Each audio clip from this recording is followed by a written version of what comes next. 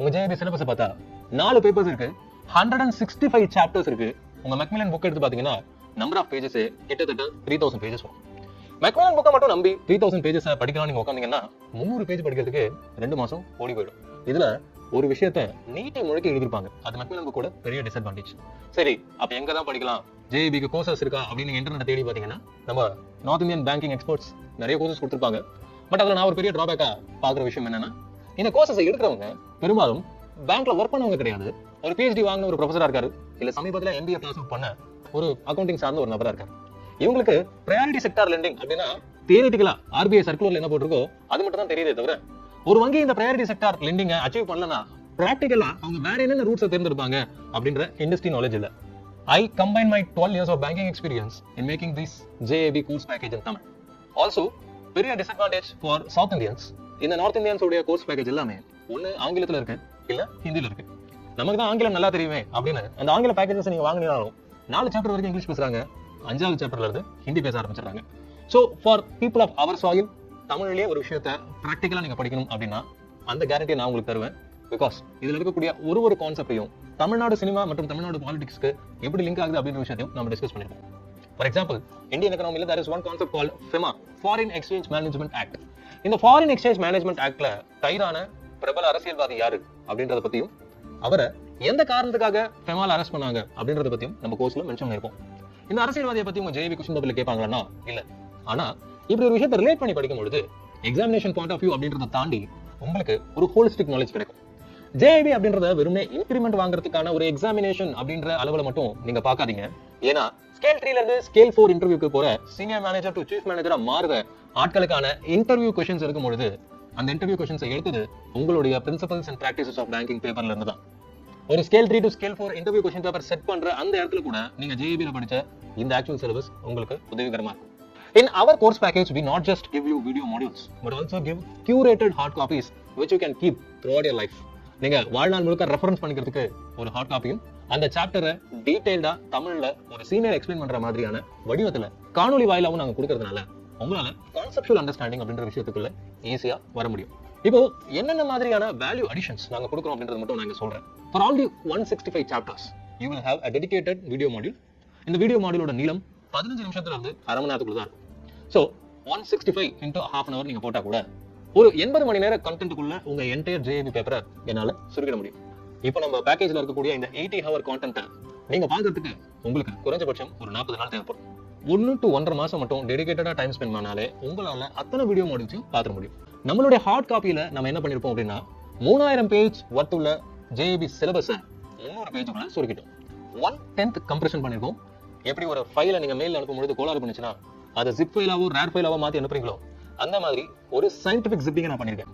அது என்ன scientific shipping நீங்க கேட்டா 3000 பேஜ் இருக்கக்கூடிய சிலபஸ்ல ஒரு கொஸ்டின் பேப்பர் செட்டரா நான் ஒரு சிலபஸை பார்க்கும்பொழுது நான் எந்தெந்த கொஸ்டின்ஸ் மட்டும் கேட்பேன்னா, எங்கெல்லாம் வருடங்கள் மென்ஷனா இருக்கோ அதை நான் கேட்பேன், எங்கெல்லாம் சட்டங்கள் மென்ஷனா இருக்கோ ஆக்ட்ஸ் அதை நான் கேட்பேன், எங்கெல்லாம் கான்செப்சுவலா ஒரு டவுட் வருதோ அந்த இடத்த நான் கேட்பேன். சே ஃபார் எக்ஸாம்பிள், உங்களுடைய பேங்க் அக்கௌண்ட்ல நாமினியா எத்தனை பேர் வேணா போட்டுக்கலாம், உங்களுடைய லாக்கர் அக்கௌண்ட்ல நாமினியா எத்தனை பேர் போட முடியும்?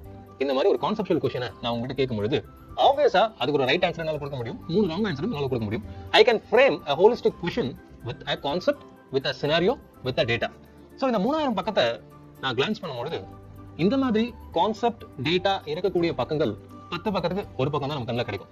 அந்த ஒரு பக்கத்தை மட்டும் ஜிப் பண்ணி ஹார்ட் காப்பி வடிவத்தில் நாங்கள் மாத்தினதுனால நாளைக்கு எக்ஸாம் அப்படின்னா அன்னைக்கு முன்னாடி நாள் நைட்டும் அல்லது ஒரே ஒரு நாள் CL மட்டும் எடுத்துட்டு இந்த ஹார்ட் காப்பியை கிளான்ஸ் பண்ணாலே உங்களுக்கான கம்ப்ளீட் ஜிஸ்ட் கிடைச்சிடும். இந்த ஜிஸ்ட்டை வச்சு எக்ஸாமினேஷனை கிளியர் பண்ணிட முடியும். ஆனா துறை ரீதியான நிபுணத்துவம் வரணும் அப்படின்னா நீங்க இந்த வீடியோ மாடியூல்ஸ் எல்லாம் கட்டாயம் பார்த்தாகணும். இப்போ JABக்குள்ள இருக்கக்கூடிய 4 பேப்பர்ஸை ஒண்ணு நம்ம அனலைஸ் பண்ணுவோம். First, we will take the lengthiest of all principles and practices of banking. 55 chapter இதுல இருக்கு. 55 சாப்டரையும் 4 மாடியூல்குள்ள சுருக்கிருக்காங்க. JAB சிலபஸ்ல ஒரு பியூட்டி என்னன்னா, இந்த எல்லா பேப்பர்ஸ்லயுமே மாடியூல் எண்ணிக்கை பாத்தீங்கன்னா 4 இருக்கும். ரீட்டைல் பேங்கிங்ல மட்டும் அடிஷனல் கண்டென்ட் ஆஃப் ஹோம்லோன் 5வது மாடியூல் மாதிரி ஒன்று தெரியும். பட் அது 5th மாடியூல் இல்ல, 4th மாடியூலோட ஒரு எக்ஸ்டென்ஷன் தான். நீங்க முதல்வன் படம் பார்த்துருக்கலாம். ஜாதி ஒழிக்க என்ன பண்ணுவீங்கன்னு கேட்டப்போ தமிழ்நாட்டில் இருக்கக்கூடிய அத்தனை ஜாதியும் 4 கம்யூனிட்டிக்குள்ள வந்துருது, FC, SC, ST, BC அப்படின்னு. எனக்கு அப்புறம் வரவங்க இந்த 4 3 ஆக்குவாங்க 2 ஆக்குவாங்கன்னு ஏதோ ஒரு டைலாக் சொல்லுவார் அர்ஜுன். 165 சாப்டர்ஸ் அப்படின்னு பார்த்தாதான் உங்களுக்கு குழப்பம் வருமே தவிர 16 மாடியூல் அப்படின்னு பார்த்தா உங்களுக்கு அது சிம்பிளா இருக்கும். இந்த 16 மாடியூல்ஸை மட்டும் என்ன அப்ரோச்ல டீல் பண்ணணும் அப்படின்றத இந்த ஒர்க் ஷாப்ல நான் உங்களுக்கு டீட்டெயிலாக கத்து தரேன். பிரின்சிபல்ஸ் அண்ட் பிராக்டிசஸ் ஆஃப் பேங்கிங்ல இருக்கக்கூடிய 4 மாடியூல் எடுத்துப்போம். இந்த 4 மாடியூல்ல ஏதேனும் ஒரு மாடியூலை நீங்க ஸ்கிப் பண்ணணும் அப்படின்னு நினைச்சா எந்த மாடியூலை ஸ்கிப் பண்ணலாம் நான் அட்வைஸ் பண்றேன்னா, out of A, B, C and D you can very well skip the middle layer B. B ல மட்டுமே 20 சாப்டர்ஸ் இருக்கு. A, C, D இது மூணுத்தை நீங்க கவர் பண்ணாலே உங்களால 35 சாப்டர்ஸ் கவர் பண்ண முடியும்.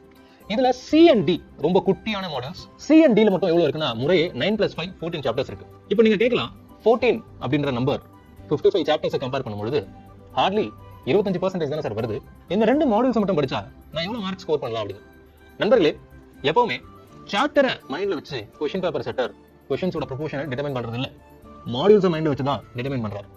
ஏதேனும் ஒரு 15 சாப்டர் அவுட் ஆஃப் திஸ் 55 படிச்சா நான் மேக்ஸிமம் மார்க் ஸ்கோர் பண்ணலாம். அந்த 15 சாப்டர் எனக்கு சொல்லுங்க சார் அப்படின்னு சொன்னா, instead of giving you that 15 from module A and B, I will rather give that from module C and D because module C and D இருக்கிறதே 14 chapter தான். கிட்டத்தட்ட 4 மாடியூல்ல 2 module முடிச்ச ஒரு திருப்தியை 15 சாப்டர் முடிக்கிற அந்த ஒரு ப்ராசஸ்லயே நீங்க எடுத்துட முடியும். JEBல ஒரு பேப்பரை முழுசா கிளியர் பண்ணணும்னா 50 மார்க் எடுக்கணும். ஆனா பேர் மினிமமா 45 அல்லது 45க்கு மேற்பட்ட மார்க் எடுத்துட்டு ஓவரால் குமுலேட்டிவ் மார்க் 200 தானா கூட நீங்க அந்த பேப்பர்ல பாஸ் அப்படின்னு தான் கருதப்படுவீங்க. So principles and practices of பேங்கிங்ல 45 மட்டும் எடுக்கணும் அப்படின்னு நினைச்சு வர ஆட்கள் module C and module D இந்த 14 சாப்டர் படிச்சாலே 33 மார்க் கிட்ட எடுத்துடலாம். இந்த 14 சாப்டருக்கான கம்ப்ளீட் கான்டென்ட் நம்மளுடைய ஆப்லயே இருக்கு. சோ இந்த ஒரு ஸ்ட்ராட்டஜி தெரிஞ்சிட்டாலே போதும், ஒரு பெரிய வால்யூமை ஸ்கிப் பண்ண உங்களால முடியும். Next, Indian economy and Indian financial system. இந்த பேப்பர் நிறைய சிவில் சர்வீஸ் ஆஸ்பிரன்ட்ஸ்க்கு அல்வா சாப்பிடுற பேப்பர் மாதிரி. இந்த பர்டிகுலர் பேப்பர்ல 45 சாப்டர்ஸ் இருக்கு, 4 மாடியூல்ஸ் இருக்கு. இந்தியன் எக்கனாமி பேப்பர்ல நிறைய பேர் ஃபெயில் ஆனாங்க போன JEBல. காரணம் என்னன்னா, கம்ப்ளீட் தியரி பேப்பரான இந்தியன் எக்கனாமி பேப்பர்லயும் ப்ராப்ளம்ஸ் அவங்க கேட்டு வச்சிருந்தா. இந்தியன் எக்கனாமி பேப்பர்ல போய் எப்படி சார் ப்ராப்ளம் கேட்பாங்கன்னு கேட்டிருக்காங்க. GDP கால்குலேட் செய்வது எப்படி அப்படின்ற தலைப்புல ஒரு டாபிக்ல மேத்தமேட்டிக்கல் क्वेश्चंस வந்திருக்கு. அதே மாதிரி M0, M1, M2 அப்படின்னு மணிலேயே 4-5 வகைகள் இருக்குல்ல. அல்ஜிப்ராயிக் ஈக்குவேஷன் மாதிரி 5 விஷயம் அடங்கின ஒரு தொகுப்புல 4 விஷயத்தை உங்களுக்கு கொடுத்துருவாங்க, 5வது விஷயத்தை கால்குலேட் பண்ண சொல்லுவாங்க. இப்படி தியரி பேப்பர்லயே மேத்தமேட்டிக்கல் क्वेश्चंस கேட்டு கேண்டிடேட்ஸை குழப்பிருக்காங்க JEB எக்ஸாம் क्वेश्चन பேப்பர்ஸை செட் பண்ணுவாங்க. இந்தியன் எக்கனாமி பேப்பர்ல இருக்கக்கூடிய காம்ப்ளிகேஷன் என்ன அப்படின்னா, நீங்க தினந்தோறும் ஆபீஸ்ல பேசுற, நீங்க தினந்தோறும் உங்க பேங்க்ல செயல்படுத்துற விஷயங்களை ரொம்ப கம்மியா தான் இதுல பாப்பீங்க. பேங்கிங்க்கு சுத்தமா சம்பந்தமே இல்லாத காம்ப்ளெக்ஸான மேக்ரோ எக்கனாமிக் டேர்ம்ஸ் தான் இந்த பேப்பர் முழுக்க நீங்க பாப்பீங்க. Say for example, world bank என்ன பண்ணும், IMF என்ன பண்ணும், அது என்ன பண்ணா எனக்கு என்ன, நான் கனடா பேங்க்ல கிளர்க்கா இருக்கேன், நான் கேஷ் மட்டும் தான் டீல் பண்ண போறேன், இதெல்லாம் நான் எதுக்கு படிக்கணும் அப்படின்னு நிறைய பேங்கர்ஸ் கோவப்பட வைக்கிற பேப்பர் இந்த இந்தியன் எக்கனாமிக் பேப்பர் தான். நாம அதே பேப்பரை எப்படி சொல்லி தரோம் அப்படின்றதுக்கான ஒரு சாம்பிள் மட்டும் உங்களுக்கு காட்டுறேன். IMF இன்டர்நேஷனல் மானிட்டரி ஃபண்ட் எப்படி வேலை செய்யுது அப்படின்ற ஒரு சின்ன ஸ்னிப்பெட் வீடியோவை இப்போ நான் உங்களுக்கு ப்ளே பண்றேன். இதே மாதிரி தான் பல கான்செப்ட்ஸ் உங்களுக்கு எக்ஸ்பிளைன் பண்ணிருப்போம். 5ஆம் வருஷம் ஜூலை மாதம் இன்டர்நேஷனல் மானிட்டரி ஃபண்ட் உருவாக்கப்பட்டுச்சு. எதுக்காக அப்படின்னா, நாடுகளுக்கு ஒரு எக்கனாமிக் கிரைசிஸ் வரும்போது அவங்களுக்கு உதவிக்கரம் நீட்டுவதற்காக. இந்த மாதிரி சமயத்தில் மற்ற பிரைவேட் பேங்க்ஸும் ஃபினான்ஷியர்ஸும் அந்த நாட்டுக்கு உதவி தர தயங்குவாங்க, கீப்பிங் இன் மைண்ட் அவங்களோட இன்ஸ்டெபிலிட்டி. பாகிஸ்தானில் இந்த மாதிரி பலமுறை நடந்திருக்கு. அப்போ IMF தான் அவங்களுக்கு லெண்டர் ஆஃப் த லாஸ்ட் ரெசார்ட்டாக இருந்து உதவி பண்ணியிருக்கு. IMF ஷார்ட் டேர்ம் லோன்ஸை ஒரு நல்ல நாமினலான இன்ட்ரெஸ்ட் ரேட்டுக்கு இந்த நாடுகளுக்கு கடனை கொடுக்கும். சில சமயம் புவர் கண்ட்ரீஸ்க்கு 0 இன்ட்ரெஸ்ட் லோன்ஸ் கூட கொடுக்கும். IMFோட லெண்டிங் ரொம்ப ஃபாஸ்ட் அண்ட் ஃபிளெக்சிபிளாக இருக்கிறதுனால அது கண்ட்ரீஸ்க்கு ஒரு பிரீத்திங் ரூமை கொடுக்குது. அந்த பிரீத்திங் ரூமை வச்சுட்டு அவங்களோட இமீடியட் ஃபினான்ஷியல் நீட்ஸை அந்த கண்ட்ரீஸால தேர்த்துக்க முடியும். இந்த பிரீத்திங் ஸ்பேஸ்ல நியூ பாலிசிஸ் கூட உருவாக்கி தங்களுடைய பழைய குட் ஸ்டேட்டஸ்க்கு அந்த கண்ட்ரீஸால திரும்ப வைக்க முடியும். IMF நாடுகளோட ஒர்க் பண்ணி மூலமா என்னென்ன விஷயங்களை சால்வ் பண்ணுது அப்படின்னா, புவர் அண்ட் வல்னரபிள் பீப்புள் பாதிக்காத வண்ணம் புதிய பாலிசிஸை ஏற்றுறதுக்கு IMF நாடுகளுக்கு கன்சல்டன்ட் மாதிரி இருந்து ஹெல்ப் பண்ணுது. IMFோட உதவி ஒரு ஸ்ட்ராங் சிக்னல் ஆஃப் சப்போர்ட்டையும் கொடுக்கும். IMF ஒரு நாட்டுக்கு உதவி பண்ணுதுன்றதுனால அதை பார்த்து பிரைவேட் இன்வெஸ்டர்ஸும் பேங்க்ஸ் கூட அதுக்கு உதவி வருவாங்க. இன்வெஸ்டர்ஸோட கான்ஃபிடன்ஸ் திரும்ப பழையபடிக்கு வரும். இந்த ஃபினான்சிங்கை வச்சுட்டு ஒரு நாடு பழைய பொசிஷனுக்கு வந்துடலாம். IMFோட லெண்டிங் அரேஞ்ச்மெண்ட்ஸ் மூலமா $185 பில்லியன் அளவுக்கு 36 நாடுகளில் இது வரைக்கும் உதவிகள் நடந்திருக்கு. அது மூலமாக அந்த நாடுகளோட ஃபவுண்டேஷனும் இன்க்ளூசிவ் குரோத்தும் திரும்ப பழைய நிலைமைக்கு வந்திருக்கு. IMF அரசாங்கத்தோட க்ளோஸாக ஒர்க் பண்ணி அந்த அரசாங்கத்துடைய எக்கனாமிக் பாலிசிஸை மாடர்னைஸ் பண்ண பெரிய ஹெல்ப் பண்ணியிருக்கு. இந்த எக்கனாமிக் பாலிசிஸை மாடர்னைஸ் பண்ணுறது மூலமாக நிறைய ஜாப்ஸை உருவாக்க முடியும். இந்த கவர்மெண்ட் ஏஜென்சிஸ் மற்றும் ஸ்டாஃப் கூட ஒர்க் பண்ணுறது மூலமாக நாட்டுடைய ரெவன்யூ, பட்ஜெட், அப்புறம் அவங்களோட பேங்கிங்கை கூட மாடர்னைஸ் பண்ணி லீகல் சிஸ்டத்தையும் ரிவாம் பண்ண முடிஞ்சது IMFனால. இந்த அத்தனை விதமான உதவியுமே அந்த நாட்டை தன்னுடைய பழைய பொசிஷனுக்கு மீட்டு தர உதவும். உதாரணத்துக்கு கொசாவோ அப்படின்னு ஒரு நாடு ஒரு கான்ஃப்ளிக்ட்ல இருந்து அவங்க மீண்டு வந்தப்போ அந்த நாட்டில் பேங்க்னே ஒன்று டிப்பிக்கலாக கிடையாது. கவர்மெண்ட் ஆஃப் ஜப்பானோட ஹெல்ப்போட IMFும் சேர்ந்து அங்கே ஒரு சென்ட்ரல் பேங்கை எஸ்டாப்ளிஷ் பண்ணாங்க. சென்ட்ரல் பேங்க்னா நம்ம ரிசர்வ் பேங்க் அப்படிங்கிற மாதிரி. இதனால் நிறைய கமர்ஷியல் பேங்க்ஸ் உருவாச்சு, ஃபைனான்ஷியல் சர்வீசஸ் பீப்புளுக்கு போச்சு. அண்ட் இதே மாதிரி தான் லைபீரியா நாட்டிலையும் எபோலா வைரஸ் வந்து நோய் உண்ட அந்த தேசத்தில் ஒரு எஃபிஷியன்ட் வே ஆஃப் பப்ளிக் சர்வீசஸ்க்கு IMF அரசோட செயல்பட்டு டேக்ஸ் பாலிசிஸை ரீஅலைன் பண்ணாங்க. அவங்களுடைய டேக்ஸ் பேயர் சர்வீஸ் ப்ரோக்ராம்ஸை ஸ்ட்ரென்தன் பண்ணாங்க. இது மூலமாக லைபீரியா ரெவன்யூ அத்தாரிட்டி அப்படின்னு ஒரு ஆர்கனைசேஷனே உருவாச்சு. இது அந்த லைபீரியன் கவர்மெண்ட்டுக்கு ரொம்ப ஹெல்ப்ஃபுல்லாக இருந்தது. கவர்மெண்ட் நல்லா வேலை செஞ்சால் மக்கள் ஆட்டோமேட்டிக்கலாக நல்லா த்ரைவ் ஆவாங்க. ஐஎம்எஃபோட இந்த உதவிகள் மூலமாக ஸ்கூல், ரோடு, ஹாஸ்பிட்டல் மாதிரியான பப்ளிக் சர்வீஸ் ஒர்க்ஸ் தாராளமாக நடக்க ஆரம்பிச்சாங்க. ஒரு வெல் பில்ட் எக்கனாமிக் என்விரான்மெண்ட்டை ஐஎம்எஃபோட ஹெல்ப் ஒரு தேசத்துக்கு உண்டு பண்ணி தரும். எஸ்டிஆர் அப்படின்னு சொல்லக்கூடிய ஸ்பெஷல் டிராயிங் ரைட்ஸ் 1969 ஐஎம்எஃப்ல உருவாக்கப்பட்டுச்சு. இது என்னன்னா ஒரு official reserve of member countries. SDR அப்படின்றது கரன்சி கிடையாது, அது ஐஎம்எஃபோட கிளைமும் கிடையாது. அது ஒரு அசெட். ஒரு நாடும் ஒரு குறிப்பிட்ட அமௌண்ட் ஆஃப் அசெட்டை ஐஎம்எஃப் கூட வைப்பாங்க. அதுக்குன்னு ஒரு கோட்டாவும் அவங்க வாங்கிப்பாங்க. இது எதுக்கு அப்படின்னா ஐஎம்எஃப் மெம்பர்ஸுக்கு ஒரு லிக்விடிட்டி தேவைப்பட்டா எடுத்துக்கிறதுக்காக. நம்ம ஊர்லாம் தள்ளு சீட்டு போடுவாங்களே, கிட்டத்தட்ட அந்த மாதிரி தான் இங்கே சீட்டு நடத்துகிற ஆள் ஐஎம்எஃப். எஸ்டிஆர்ஸ் வந்து ஜென்ரல் எலெக்ஷன் மூலமாக ஒரு நாடும் உரிமை கோரலாம். இந்த ஐஎம்எஃப் போர்ட் ஆஃப் கவர்னர்ஸ் வந்து நிர்வகிக்கிறாங்க. ஒரு நாடும் எவ்வளோ இந்த ஐஎம்எஃப் உடைய கோட்டாவை யூஸ் பண்ணலாம் அப்படின்றதுக்கான ஓட்டிங் பவரை நாடுகளுக்கு நடுவில் டிஸ்ட்ரிபியூட் பண்ணிருக்காங்க. இது வரைக்கும் வரலாற்றில் 4 விதமான மீட்டிங் நடந்து இந்த ஓட்டிங் பவர் டிஸ்ட்ரிபியூட் ஆயிருக்கு. ஐஎம்எஃப் மெம்பர் கண்ட்ரீஸ்க்கு ப்ரொபோஷனல் ஆங்கிளில் இந்த கோட்டாவை கொடுக்கும். அதிகமாக ரிசர்வ் வச்சிருக்கவங்களுக்கு அதிகமான கோட்டா கிடைக்கும். இப்போ இந்த எஸ்டிஆர்ஸை பற்றி நம்ம சொல்லணும் அப்படின்னா, இந்த எஸ்டிஆர்ஸ் அதோடைய வேல்யூ தினம் அப்டேட் ஆகிட்டே இருக்கும். அதை ஒரு டிஃபைன்டு பேஸ்கெட் ஆஃப் கரன்சிஸ் மூலமாக டிஃபைன் பண்ணுறாங்க. எந்தெந்த கரன்சியில் இந்த எஸ்டிஆரோட வேல்யூ டிஃபைன் ஆகலாம்னா, உலகத்தின் அதி பாப்புலரான யுனைடெட் ஸ்டேட்ஸ் டாலர், அதன் பிறகு யூரோ, அப்புறம் Chinese renminbi, Japanese yen and UK pound. இந்த எஸ்டிஆரோட இன்ட்ரெஸ்ட் ரேட் எவ்வளோ டியூரேஷன் நடுவில் அட்ஜஸ்ட் ஆகும்னா வீக்லி பேசிஸில் அட்ஜஸ்ட் ஆகும். இதோட short term interest rate of government securities அப்படின்னு கூட நம்ம அர்த்தம் புரிஞ்சுக்கலாம். இந்த எஸ்டிஆரோட இன்ட்ரெஸ்ட் ரேட் கிட்டத்தட்ட ஒரு நாட்டில் இருக்கக்கூடிய ஷார்ட் டேர்ம் இன்ட்ரெஸ்ட் ரேட்டை பிரதிபலிக்கும். இந்த எஸ்டிஆர்ஸ் குளோபல் எக்கனாமிக் சிஸ்டத்தை எப்படி தூக்கி பிடிக்குது அப்படின்னா, மெம்பர்ஸ் எஸ்டிஆர்ஸை அவங்களுக்கு இடையில எக்ஸ்சேஞ்ச் பண்ணிக்கலாம், லைக் ஃப்ரீ யூசபிள் கரன்சி மாதிரி. அப்படி எக்ஸ்சேஞ்ச் பண்ணும்போது அது அவங்களோட எஸ்டிஆர் ஹோல்டிங்ஸை கம்மி பண்ணும். எஸ்டிஆர்ஸை ஒருத்தர் யூஸே பண்ணாமல் வச்சிருந்தாரு அப்படின்னா அவருக்கு எந்த விதமான வட்டி இழப்பும் ஏற்பட போகிறது கிடையாது.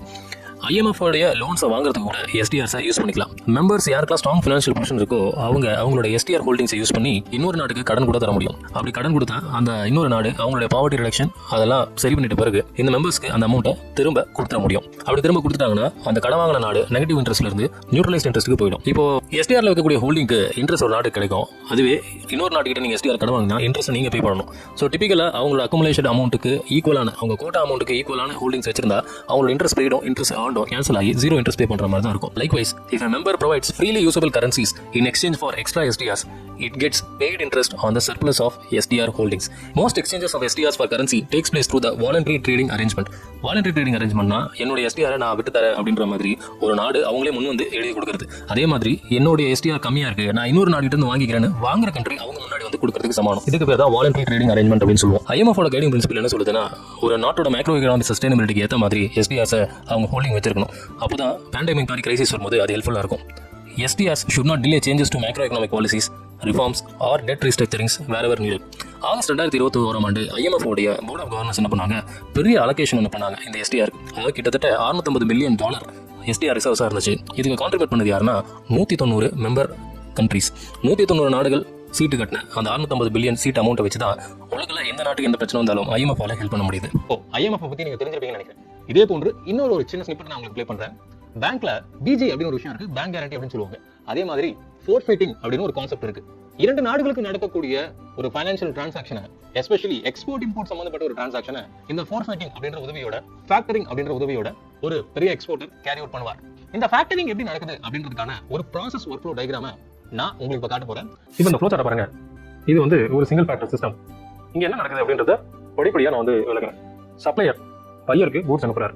டொமஸ்டிக் பிசினஸை பொறுத்த வரைக்கும் சப்ளையர் அப்படின்ற வார்த்தை வரும், பையர் அப்படின்ற வார்த்தை வரும். இதுவே இன்டர்நேஷனல் பிசினஸ் நீங்க எடுத்துக்கிட்டீங்க அப்படின்னா அந்த இடத்துல சப்ளையர் அப்படின்ற வார்த்தைக்கு பதிலா எக்ஸ்போர்ட்டர் அப்படின்ற வார்த்தை வரும், பையர் அப்படின்ற வார்த்தைக்கு பதிலா இம்போர்ட்டர் அப்படின்ற வேர்டிங்ஸ் வரும்.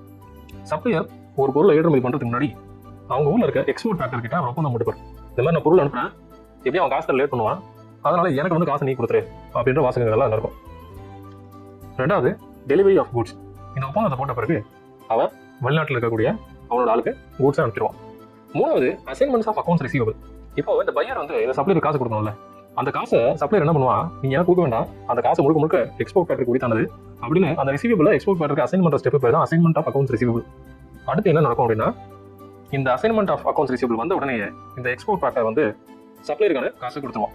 இப்போ சப்ளையர் ஒரே சந்தோஷம் என்னன்னா, பையர் வாங்கின பொருள் காசு கொடுக்கறதுக்கு முன்னாடியே எக்ஸ்போர்ட் ஃபேக்டர் அதையும் சப்ளையர் கொடுத்துருவார். ஸோ இவனோட நோக்கம் வந்து இந்த இடத்துல அச்சீவ் ஆயிடுச்சு.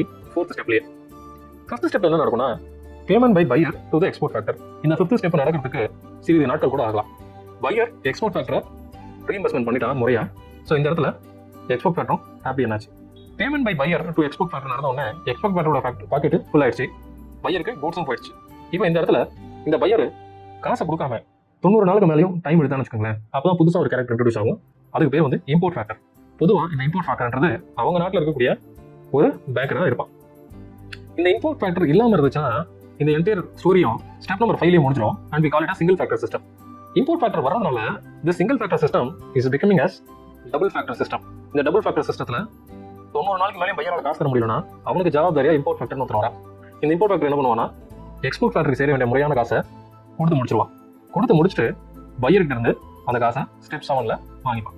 இதுதான் ஃபேக்டரிங் அப்படின்ற ப்ராசஸ் உடைய லைஃப் சைக்கிள். ஏன் இவ்வளவு காம்ப்ளிகேட் பண்ணிக்கணும்?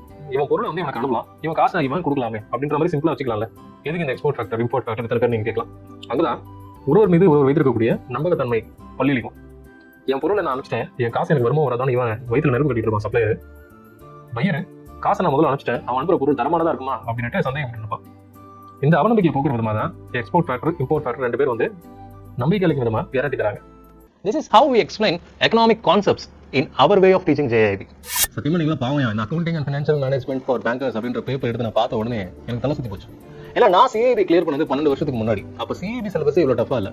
ஆனா இன்னைக்கு உங்க ரிவைஸ்டு JIB சிலபஸ் எடுத்து பார்த்தா அக்கௌண்ட்ஸ் பேப்பர்ல இருக்கக்கூடிய பல ஐட்டம்ஸ் சிஏ பசங்க படிக்கிற இன்டர்மீடியட் லெவல்ல வரக்கூடிய ஐட்டம்ஸ். இன்ஃபேக்ட் இந்த ஐட்டம்ஸ் எல்லாம் ஒரு பேங்கர் அவருடைய ரியல் லைஃப்ல தினந்தோறும் ஆக்டிவிட்டியில பயன்படுத்துவாரானா அதுக்கு சாத்தியக்கூறுகள் ரொம்ப ரொம்ப கம்மி. ஏன்னா அது எல்லாமே சாஃப்ட்வேர்ஸ் வந்து பார்த்துக்கும். ஸோ அக்கௌண்ட் ஸ்டூடெண்ட்ஸா இல்லாம இன்ஜினியரிங் படிச்சுட்டு அக்ரிகல்ச்சர் படிச்சுட்டு பேங்கிங் உள்ள வந்து அவங்களுக்குலாம் இந்த accounting and finance for bankers அப்படின்றது டெஃபினட்டா one of the most challenging பேப்பரா இருக்க போகுது. இந்த பேப்பர் எடுத்துக்கிட்டீங்கன்னா உங்களுக்கு 4 மாடியூல்ஸ் இருக்கு. இந்த 4 மாடியூல்ல ஃபர்ஸ்ட் மாடியூல் தான் இருக்கிறதுலே த மோஸ்ட் ட்ரை டாபிக். அது எதெல்லாம் பத்தி பேசுது அப்படின்னா அக்கௌண்டிங் ஸ்டாண்டர்ட்ஸ் பத்தி பேசுது. மாடியூலோட பேர் அக்கௌண்டிங் பிரின்சிபல்ஸ் அண்ட் ப்ராசஸ்.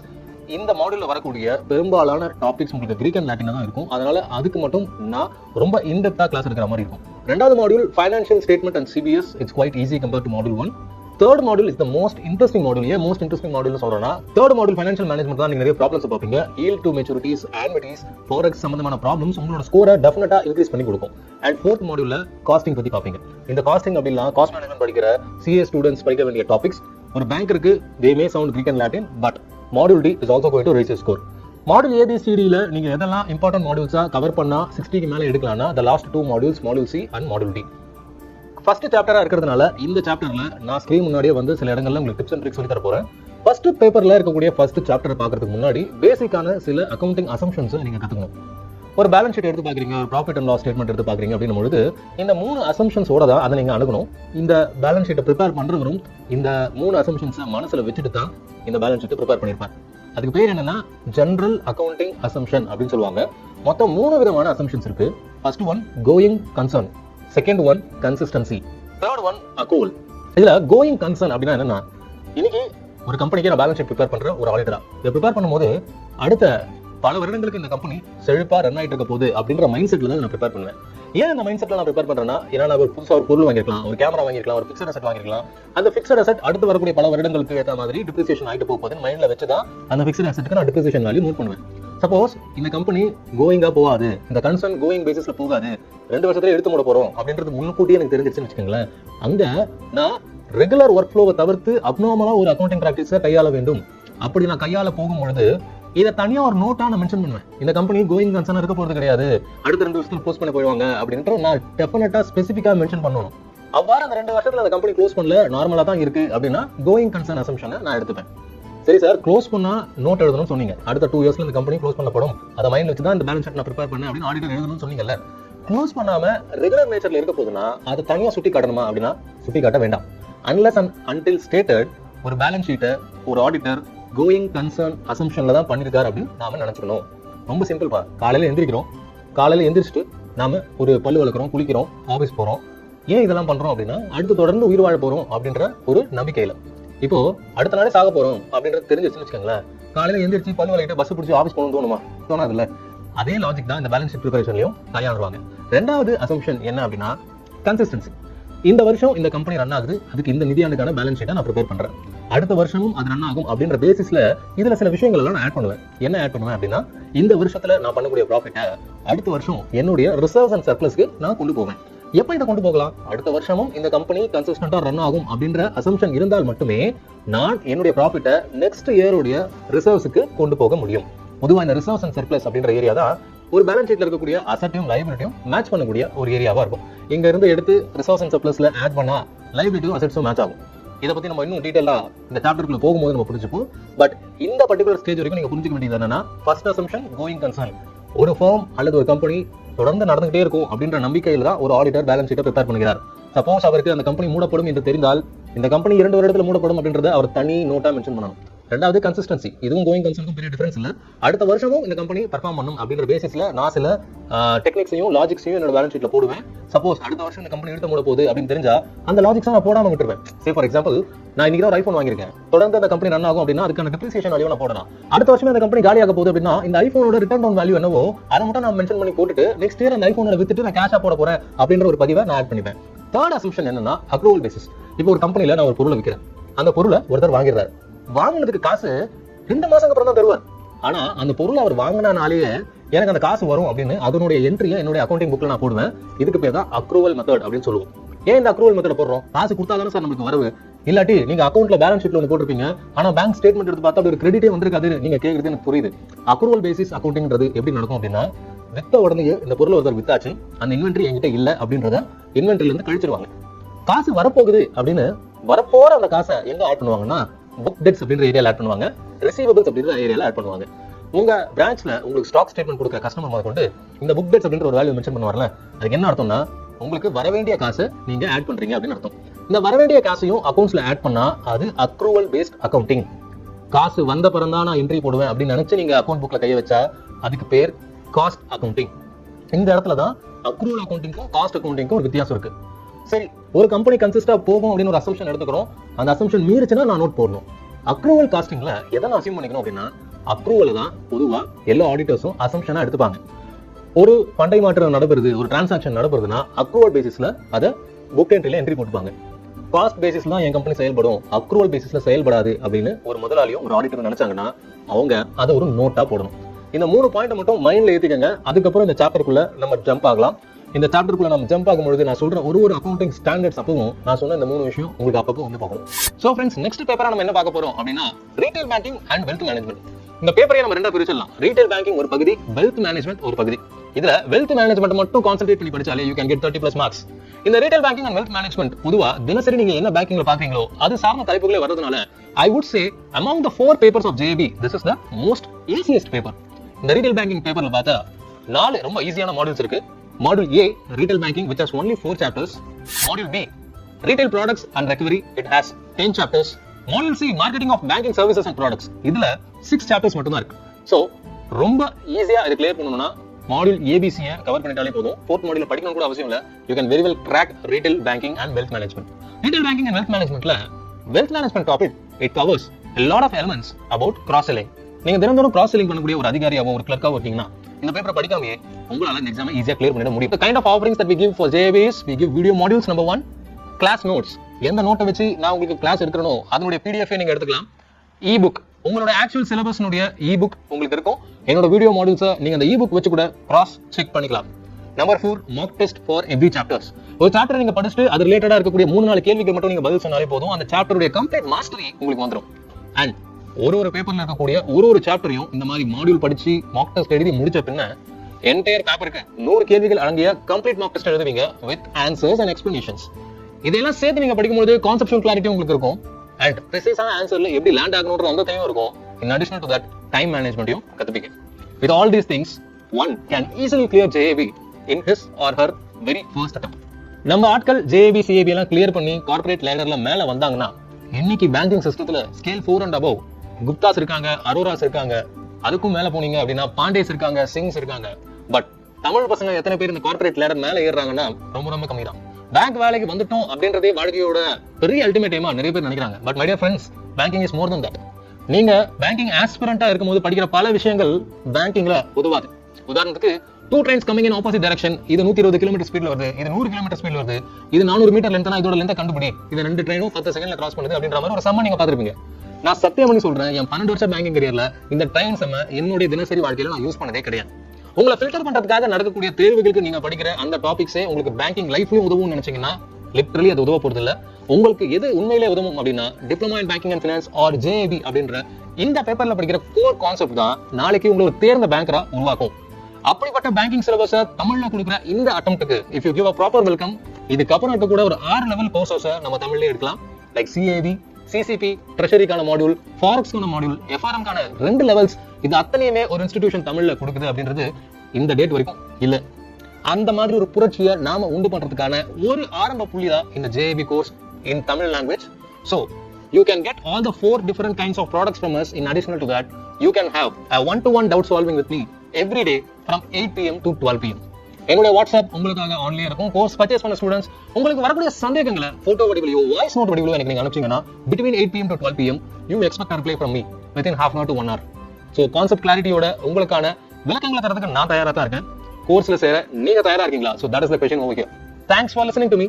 இந்த வீடியோட எண்ட்ல ஏற்கனவே இந்த கோர்ஸை சப்ஸ்கிரைப் பண்ணி தங்களுடைய அனுபவம் எப்படி இருக்கு அப்படின்றத சொல்ல present bankers in big nationalise banks காத்திருக்காங்க. With no delay I open the forum to them. This is Mukesh.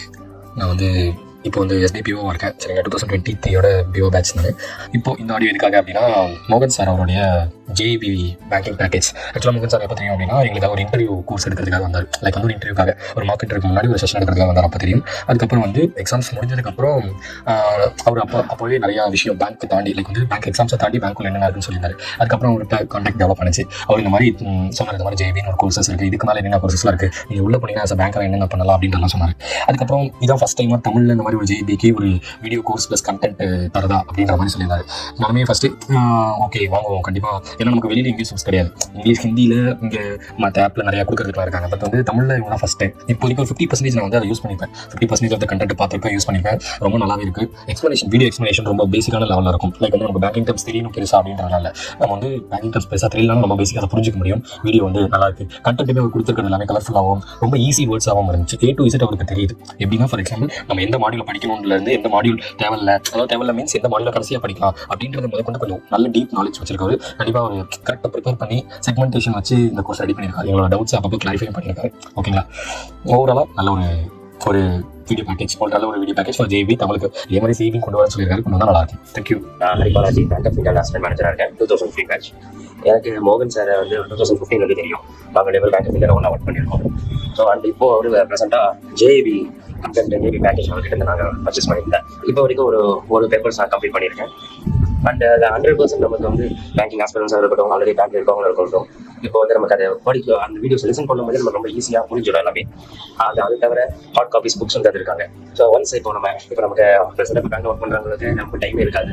நம்ம மார்னிங் ஈவினிங் அப்படியே ஃபுல்லாக என்கேஜாக இருக்கும். நைட்டு வந்து நம்ம சாப்பிட்டு தூங்காலே கரெக்டாக இருக்கும். ஆனால் அந்த மாதிரி டைமில் இந்த மாதிரி வீட்டுக்கு இந்த பேக்கேஜ், இந்த வீடியோஸை நம்ம அப்படி லிசன் பண்ணிட்டு பார்த்துட்டு அண்ட் ஃபைனலாக அந்த புக்ஸை ஒரு ரெஃப்ரெஷ் பண்ணி ரிவைஸ் பண்ணுற மாதிரி போயிட்டு அதுலேயே மார்க் டெஸ்ட்லாம் கொடுத்துருக்காங்க. இதை நம்ம அப்படியே ப்ரெஷர் பண்ணாலே நமக்கு ஈஸியாக இருக்கும். அவரோட எக்ஸ்பிளனேஷன்ஸ் வந்து ரொம்ப ஈஸியாக ரியல் லைஃப் நம்ம கனெக்ட் பண்ணுற மாதிரி. எக்ஸாம்பிள் இப்போ GDPனா ஒரு இட்லி கடையை வச்சு நம்ம சொல்கிறதும் நமக்கு ரொம்ப ஈஸியாக கனெக்ட் ஆகும். அண்ட் நமக்கு நிறைய பேருக்கு சினிமாவுக்கு ரொம்ப கனெக்டாக இருக்கும். ஸோ சினிமா டைலாக்ஸ் பேசுறது, இல்லை சினிமாவோட ரெஃபரன்ஸ் மீன் மாதிரி ஒரு ரெஃபரன்ஸ் போட்டு அந்த கண்டென்ட்டோ இந்த கண்டென்ட்டோ லிங்க் பண்ணுறது நமக்கு ஈஸியாக கனெக்ட் ஆகி இந்த டாபிக்னா இந்த நமக்கு மைண்டில் வந்துடும். ஸோ இதெல்லாம் நமக்கு வந்து ரொம்ப ஈஸியாக இருக்கும். அண்ட் 100% நான் மற்ற பேங்க் ஆஃபீஸர்ஸோட பேங்கிங் ஆஸ்பிரன்ஸ்க்கும் இதை நான் ரெஃபர் பண்ணுவேன். உள்ளுக்குள்ள போனாலே ஃபேஸ்புக் மாதிரியான ஒரு இடம் வரும்.